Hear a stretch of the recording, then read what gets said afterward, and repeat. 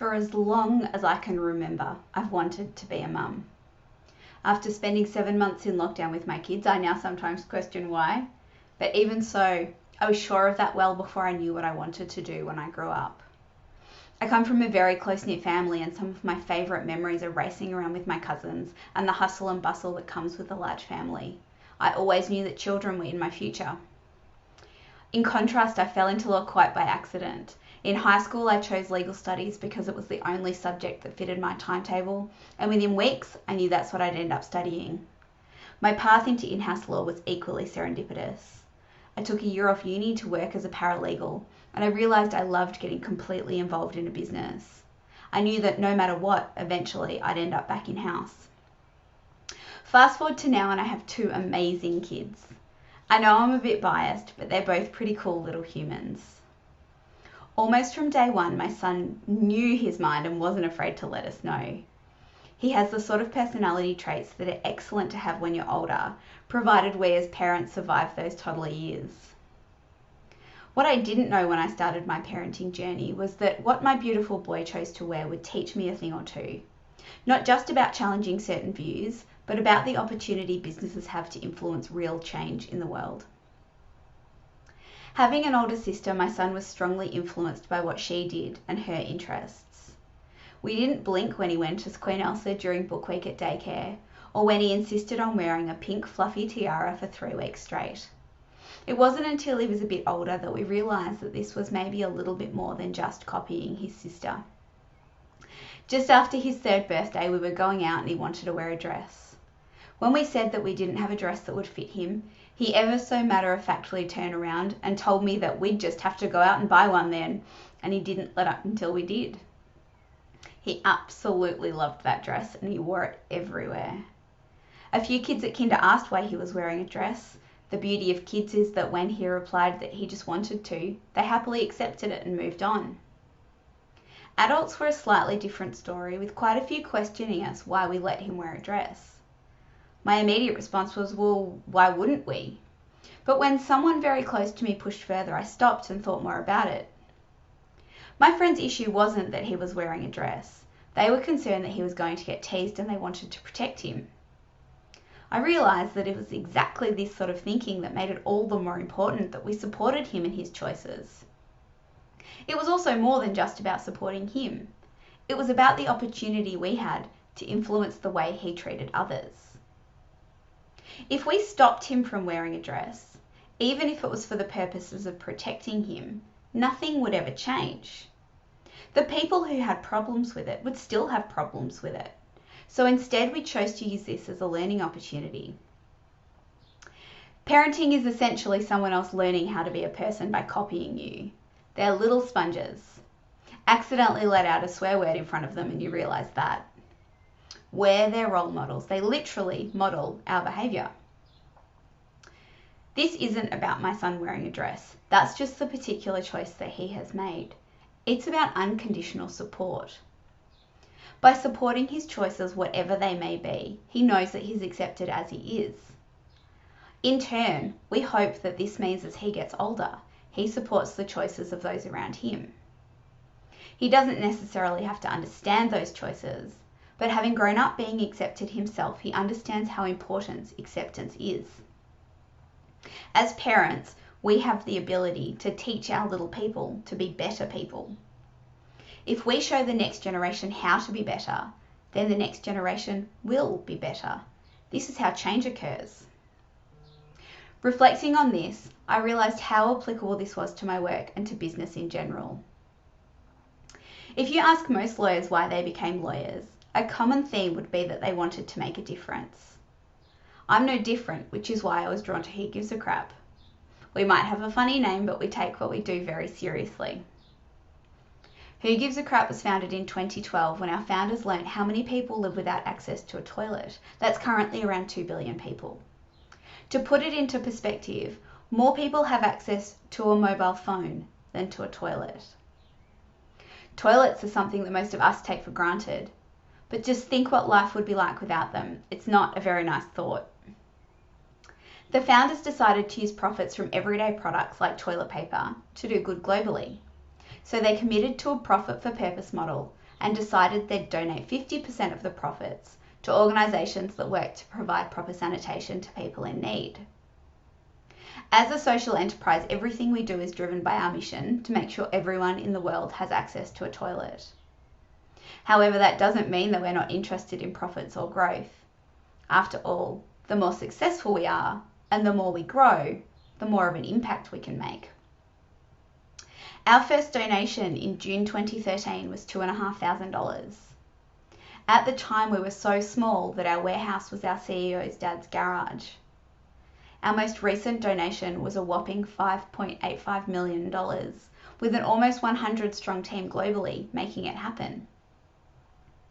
We believe wholeheartedly that businesses can and should play an active role in making the world a better place. But when the company began, there weren't business models out there that looked like ours, so the founders had to build from scratch, which was a really difficult process. Luckily, that's not the case anymore. There are a lot of businesses out there that believe that they really can make a difference. In the same way that my son copies our behaviour, businesses can copy the behaviours of other businesses. If those that adopt this profit for purpose type model speak out and show that this model is not only viable, but that doing good can be very good for business, this will prompt others to follow suit. It shows that you can serve society and still make profits. Slowly but surely, this creates change. The idea of business role models isn't a new one. However, the traditional view of business is that as long as they're acting legally and ethically, larger social goals aren't something that businesses need to think about. While this encourages compliance with the law and ethics, which are obviously important, to make a real impact, we need to take that one step further. By copying the business models of companies that do good for the world, that positive impact spreads.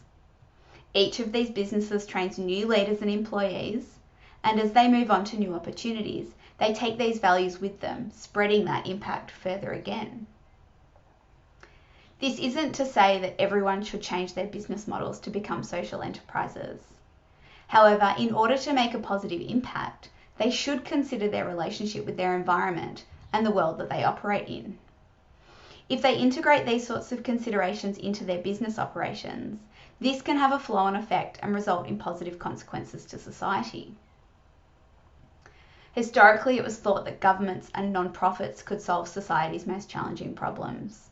But it's clear now that this just isn't possible. The global problems that we face are too large scale to be solved if we only think small scale. Solutions need to be scalable. This is where businesses, especially ones that embrace high growth sectors like e-commerce and tech, are so vital to success. Businesses are infinitely scalable. By leveraging businesses to help solve these problems, profits and growth can be the means to a much greater end. But the reality is that scalability can be difficult. Thank You Group is a perfect example of this. A social enterprise trying to end extreme poverty, they've achieved great success in Australia and New Zealand. However, to make the impact that they want to make, they need scale, and they know how difficult this would be to do alone at the pace that they want. They've sent an invitation to 11 of the biggest companies in the world to partner with them. If this campaign works, having those mega companies on board means that those goals are so much closer to being realised.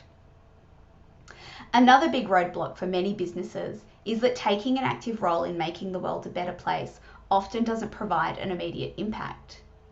It can be hard to put forward a business case when the impact won't be felt straight away. However, if they can see other businesses taking these steps, it can be just the good example they need to be confident to follow in their footsteps. B corporations are the epitome of this.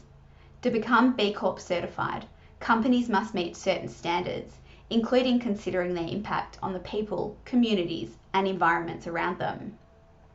The B Corp movement is defined as a movement of people using businesses as a force for good. This results in businesses encouraging each other to do better.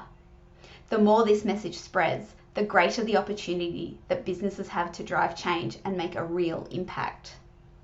Becoming agents of positive change might just result in innovations that fundamentally change the way businesses interact with the world around them. This is why we at Who Gives a Crap are so passionate about what we do. We hope that other businesses take note of what we're doing and see that they too have the opportunity to make a real difference. Our little toilet paper company is now one of WaterAid's largest corporate donors. We're just one company and we've achieved so much. If more and more businesses adopt these sorts of values and introduce business models that link their success with impact, the results will be exponential. The world will look very different, which is a very exciting prospect. Just like teaching my son acceptance by showing him what acceptance looks like, businesses can show other businesses how they can make a real impact while still being able to grow and be profitable. We, as parents in one family, are modelling a pattern of behaviour that we hope our son will take on and carry with him throughout his life. If this occurs across lots of families, that is how generational change happens. This is how acceptance and unconditional support can become the norm. In the same way, single businesses can model a pattern of behaviour showing the positive impact that they can make on the world. As other businesses see this and take that pattern of behaviour on, that is how systematic change happens. In this manner, businesses become that catalyst to transform the way things are done. And just like my son will still run into people who won't agree with his choice to wear a dress and our choice to support him, there will always be businesses that won't agree with the profit for purpose model. And that's okay. It takes time for this sort of change to happen. But we know there will come a time where this business model is the norm, and I can't wait to see it. Thank you.